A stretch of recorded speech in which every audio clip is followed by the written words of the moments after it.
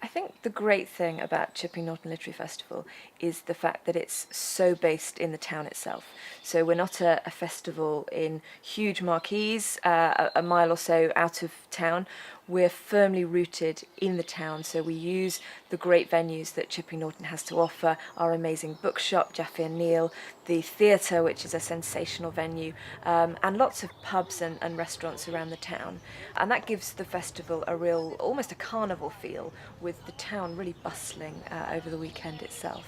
There are a huge number of festivals nowadays all over the world, but I think that Chipping Norton Literary Festival does more than hold its own. I think we punch above our weight.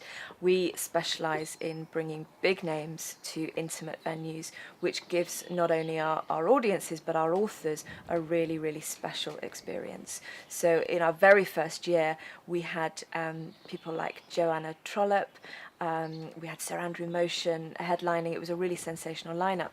People wondered whether we could follow that in 2013, and we certainly did, with Richard Dawkins, Lionel Shriver, household names that people really flocked to come and see. 2013 was a sensational festival. It really was. I know I'm biased saying that, but we sold nearly 3,000 tickets. I stood in the Market Square on Saturday afternoon. I saw Val McDermott and Mark Billingham chewing the fat outside Jaffe and Neal. There were people buzzing in and out of venues, clutching signed copies of books. It really was a sensational, sensational festival.